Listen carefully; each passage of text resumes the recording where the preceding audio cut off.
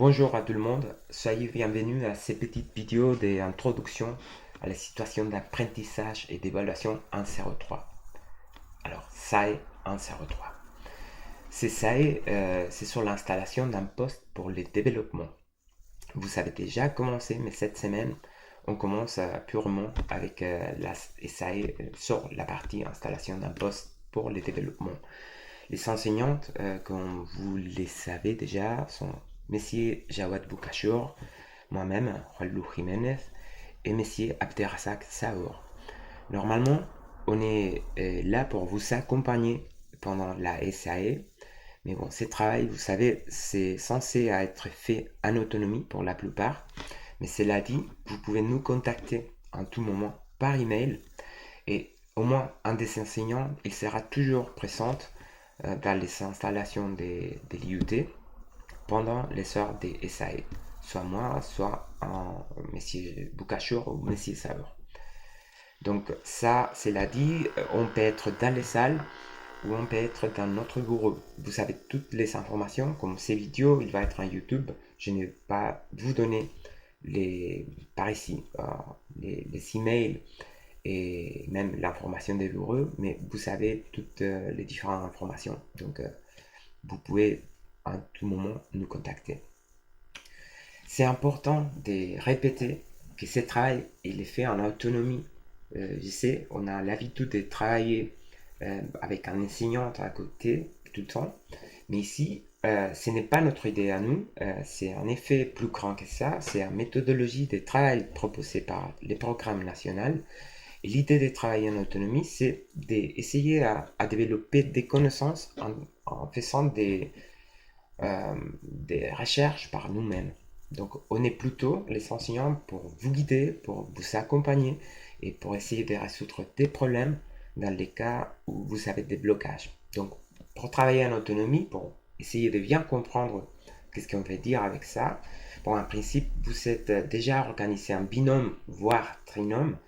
Donc, votre collègue, il sera toujours les premiers points de contact pour essayer de résoudre les difficultés que vous rencontrez.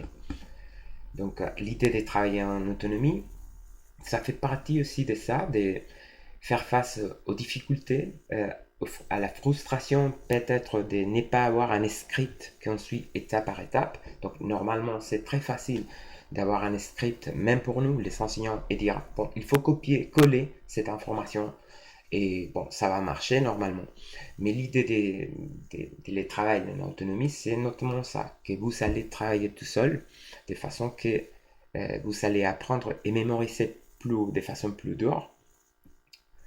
Euh, si vous faites bon, face voilà, en difficulté par vous-même.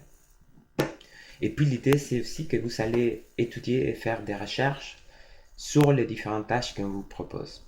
Donc les enseignants, tout ça pour dire que les enseignants, ils sont là, nous sommes là pour vous soutenir, mais surtout dans les cas des blocages. Donc il faut essayer d'épuiser tous les différentes ressources que vous avez à votre disposition, c'est-à-dire lire les consignes. Je répète, lire les consignes, c'est que parfois on essaie de faire une lecture diagonalisée pour avancer rapide. Ça c'est bien pour la plupart des temps, mais parfois il faut relire et attentivement et voir que probablement ce qu'on cherche, on l'a déjà sur les consignes. Puis consulter les ressources que vous avez dans des liens spécifiques que vous avez dans les consignes. Et puis si vous faites face, ça va arriver de faire face à des difficultés. La première chose à faire, c'est bien sûr de discuter avec votre binôme, aussi des autres collègues, et aussi de faire des recherches en Internet. Si finalement vous n'arrivez pas, bon, c'est normal, ça peut arriver, et c'est le moment de contacter un enseignant, d'accord? Donc nous sommes normalement présentes, et au moins il y aura toujours un enseignant qui sera présent, comme je vous ai dit, dans les différentes salles où vous êtes en cours, ou soit dans son bureau. Donc n'hésitez pas à contacter dans ces cas. Bon, les CSAE bon, sont un nouvel type d'apprentissage, des formations qui démarrent avec les BUT informatiques Et l'idée de chaque SAE, c'est d'apprendre quelques apprentissages critiques. La SAE 103, vous êtes censé apprendre trois apprentissages critiques. Le premier, c'est d'identifier les différentes composantes matérielles et logicielles d'un système numérique. Le deuxième apprentissage critique, c'est d'apprendre à utiliser les fonctionnalités de base d'un système multitâche, multi-utilisateur, c'est-à-dire Linux par exemple. Et puis le troisième, à installer et configurer un système d'exploitation et des outils de développement. Donc, ça sont les consignes au niveau national. Vous allez acquérir ces trois apprentissages. Pour ce faire, on propose les SAE, la SAE suivante. Donc, ce qu'on va faire, vous êtes déjà un peu prévenu par rapport à ça. Vous allez faire une installation et la configuration d'une machine virtuelle sur votre machine personnelle. Donc, ça commence cette semaine. Et sur ces machines virtuelles, vous allez installer un poste pour le développement. Ok, je vais vous montrer, faire une toute petite démo ici. Donc, vous pouvez voir, ça c'est ma machine virtuelle VirtualBox. Donc, vous allez installer sur Windows la VirtualBox. Vous avez tout ça dans les consignes. Donc, je ne vous donne qu'une petite information, un petit aperçu. Donc, voici machine virtuelle. Machine virtuelle sert, si je suis en Windows ici, ça sert à installer un autre système d'exploitation en haut des systèmes hôtes. Donc, Windows, dans ces cas, ça sera le système d'exploitation hôte et ça sera le système d'exploitation invité. Donc, on va installer machine virtuelle Debian, la version Buster. Okay. Donc, si je clique ici sur Start, je vais démarrer la machine virtuelle. Donc, je suis en train de démarrer. Et vous pouvez voir qu'il s'agit bien d'un système Linux. Donc, vous êtes en train de lancer Linux sur Windows maintenant. Donc, vous pouvez voir, la machine vient de démarrer. Et il nous demande, c'est que pour l'instant, c'est qu'une interface en shell.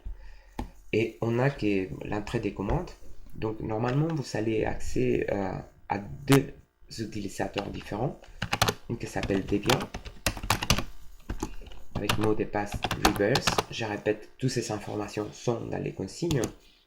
Donc, si vous entrez en tant qu'utilisateur Debian, vous pouvez voir que vous êtes maintenant sur une machine virtuelle. On peut dire who am I pour voir qu'on est bien l'utilisateur Debian. Et d'abord, il y a quelque chose qui peut vous déranger un peu. D'abord, les claviers, il est configuré comme QWERTY. Donc, si vous cliquez sur les clés en haut, ça sera QWERTY, donc pas ASCII. Une des choses qu'on vous propose, c'est de faire l'installation d'un clavier ASCII, donc pour que ça soit plus confortable pour tout le monde. Et puis, c'est aussi le fait qu'on n'a pas d'interface graphique. Donc, on va apprendre à comment on peut installer une interface graphique et dans l'interface graphique des différents outils de développement. Donc, on est maintenant avec l'utilisateur Debian. Je vais le quitter. Il y a un autre utilisateur, c'est root. Root, c'est l'administrateur des systèmes. Et si vous avez les privilèges des root, c'est possible pour vous d'installer des différents outils. Donc, root, les mots de passe, c'est Tor. Je répète, les informations sont disponibles sur l'intranet. Et ici, who am I? C'est root. Donc maintenant, en tant qu'utilisateur, j'ai les trois de faire des installations. Vous allez apprendre comment faire des installations. Je vais vous annoncer que normalement, ça, on va les faire à l'aide des gestionnaires des paquets apt. Et l'installation en ligne, c'est relativement facile une fois qu'on connaît les paquets. Donc si je vais installer un paquet quelconque, je vais faire apt install et puis le nom du paquet que je vais installer. Et normalement, ça va automatiser l'installation. Mais bon, ça, vous allez l'apprendre plus tard. Donc ça, c'est tout pour l'aperçu des visuels des... Donc je vais fermer Shutdown. Ça, c'est un petit peu l'aperçu de ce que vous allez faire. Donc ça, c'est tout de ma part. Merci pour votre attention. et n'hésitez pas à nous contacter si vous avez des questions. Merci.